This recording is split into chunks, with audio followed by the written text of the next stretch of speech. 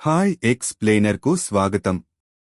ఈరోజు మనం భారతదేశంలో అత్యంత పెద్ద మరియు ప్రసిద్ధ విద్యా వ్యవస్థలలో ఒకటైన సిబిఎస్ఈ గురించి లోతుగా చర్చిద్దాం. కోట్ల కుటుంబాలు దీనిని ఎందుకు ఎంచుకుంటాయో, ఇంకా ముఖ్యంగా ఇది మీ బిడ్డకు సరైన ఎంపికేనా అని తెలుసుకుందాం. మొదటగా దీని పరిమాణం గురించి మాట్లాడుకుందాం. ఇది కేవలం ఒక చిన్న ప్రాంతీయ బోర్డు కాదు. ఇది ప్రపంచవ్యాప్తంగా 24,000 పైగా పాఠశాలల భారీ నెట్వర్క్. ఈ సంఖ్యే ఈ వ్యవస్థ ఎంత ప్రభావవంతమైనదో చెబుతుంది. అసలు అధికారికంగా ఇది ఏమిటి? సిబిఎస్ఈ అంటే central board of secondary education. దీనిలో ప్రధానమైన విషయం జాతీయ బోర్డు. ఇది నేరుగా భారతదేశ విద్యా మంత్రిత్వ శాఖ ఆధ్వర్యంలో పనిచేస్తుంది. ఈ ప్రభుత్వ మద్దతు కారణంగానే దేశమంతటా ఒకే విధమైన సిలబస్ ఉంటుంది. ఈరోజు మన గేమ్ ప్లాన్ చూద్దాం. ముందుగా సిబిఎస్ఈ అంటే ఏమిటో తెలుసుకుందాం. తర్వాత ఒక విద్యార్థి ప్రయాణం ఎలా ఉంటుందో చూద్దాం. ఆ తర్వాత దాని ప్రధాన లక్షణాలను, లాభ నష్టాలను విశ్లేషిద్దాం. చివరగా ఈ వ్యవస్థ ఎవరికి బాగా సరిపోతుందో తెలుసుకుందాం. సరే, ఇప్పుడు మొదటి సెక్షన్లోకి వెళ్దాం. సిబిఎస్ఈ అంటే ఏమిటి? దాని ముఖ్య లక్షణాలు ఏమిటి? సిబిఎస్ఈ వ్యవస్థకు గుండెకాయ లాంటిది దాని జాతీయంగా ప్రామాణీకరించబడిన సిలబస్. ఇది చాలా ముఖ్యమైనది. ఒక రాష్ట్రం నుంచి మరొక రాష్ట్రానికి వెళ్లే కుటుంబాలకు ఇది చాలా ఉపయోగపడుతుంది. ముంబైలోని 10వ తరగతి విద్యార్థి కలకత్తాలోని విద్యార్థితో సరిగ్గా ఒకే సిలబస్నే నేర్చుకుంటారు. ఈ స్థిరత్వం దీనికి పెద్ద బలం. అంతేకాకుండా ఇంగ్లీష్, హిందీ ప్రధాన భాషలుగా ఉండడం వల్ల దేశంలో ఎక్కడికైనా సులభంగా వెళ్లవచ్చు. సరే, ఈ వ్యవస్థ ఏమిటో చూశాం. మరి ఒక విద్యార్థికి ఇది ఎలా అనిపిస్తుంది? వారి మొదటి రోజు నుండి చివరి బోర్డు పరీక్షల వరకు వారి ప్రయాణం ఎలా ఉంటుందో చూద్దాం. ఈ ప్రయాణం 4 ప్రధాన దశలుగా విభజించబడింది.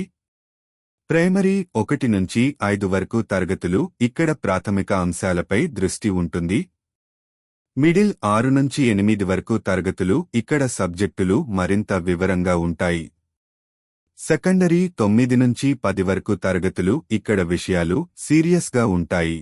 మొదటి ప్రధాన బోర్డు పరీక్షలకు సిద్ధం అవుతారు. సీనియర్ సెకండరీ 11 నుంచి 12 వరకు తరగతులు, ఇక్కడ విద్యార్థులు స్పెషలైజ్ అవుతారు. సైన్స్, కామర్స్ లేదా హ్యుమానిటీస్ వంటి వాటిని ఎంచుకుని భవిష్యత్తు కెరీర్కు పునాది వేసుకుంటారు. మనం ఏమిటి, ఎలా అని చూశాం. ఇప్పుడు ఎందుకు అని చూద్దాం. దీని వెనుక ఉన్న ఆలోచన ఏమిటి? దాని ప్రధాన లక్షణాలు ఏమిటి? ఒకవేళ మీరు సిబిఎస్ఈ గురించి ఒక విషయం తెలుసుకోవాలంటే అది ఇదే. దాని జాతీయంగా ప్రామాణీకరించబడిన సిలబస్. ఇది దాని మూలస్తంభం. ఈ స్థిరత్వం దాని గొప్ప శక్తి. ఈ ప్రామాణీకరణకు ఒక నిర్దిష్ట లక్ష్యం ఉంది.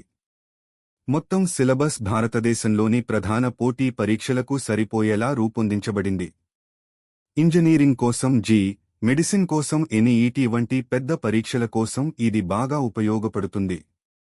ఒక సిబిఎస్ఈ విద్యార్థికి ఈ ముఖ్యమైన పరీక్షలకు సిద్ధమవడానికి ఇది ఒక పెద్ద అడ్వాంటేజ్. అయితే ఏ వ్యవస్థ కూడా లోపాలు లేకుండా ఉండదు. ఇప్పుడు సిబిఎస్ఈ బోర్డులోని లాభనష్టాలను నిజాయితీగా, సమతుల్యంగా చూద్దాం. లాభాల విషయానికొస్తే మనం ఇప్పటికే చర్చించిన విషయాలే. ఒకే సిలబస్, ప్రవేశ పరీక్షలకు అద్భుతమైన తయారీ, దేశంలో ఎక్కడైనా పాఠశాలలు అందుబాటులో ఉండడం వంటివి ప్లస్ పాయింట్లు. ఇది అంతర్జాతీయ బోర్డుల కన్నా తక్కువ ఖర్చుతో కూడుకున్నది కూడా. కానీ మరొక వైపు చూస్తే చాలా మంది విమర్శకులు ఇది పరీక్షా కేంద్రీకృతమైనదని అంటారు. దీనివల్ల ఆచరణాత్మక, చేతితో చేసే అభ్యాసానికి తక్కువ అవకాశం ఉంటుంది. ఇది సృజనాత్మకతకు తక్కువ ప్రాధాన్యత ఇవ్వవచ్చు.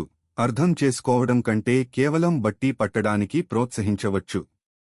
ఇదంతా మనల్ని ఒక ముఖ్యమైన ప్రశ్నకు తీసుకువస్తుంది.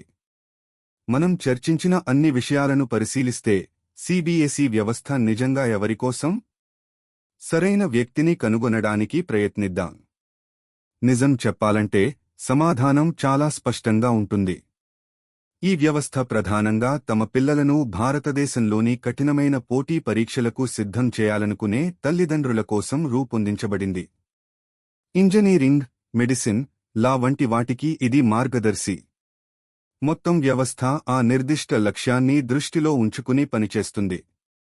కాబట్టి ఒక వాక్యంలో దీనిని సంగ్రహిస్తే, సిబిఎస్ఈ వ్యవస్థ కళాశాల మరియు భారతదేశంలోని పోటీ కెరీర్లను లక్ష్యంగా చేసుకున్న విద్యార్థులకు ఒక క్రమబద్ధమైన, జాతీయంగా గుర్తింపు పొందిన మార్గాన్ని అందిస్తుంది. ఇది మనల్ని చివరి ప్రశ్నకు తీసుకువస్తుంది. మీరు బ్లూ ప్రింట్, విద్యార్థి ప్రయాణం మరియు మొత్తం వ్యవస్థ యొక్క చివరి లక్ష్యం చూశారు. ఇప్పుడు మీరు మీ బిడ్డ భవిష్యత్తు కోసం నిజంగా ఏది కోరుకుంటున్నారా?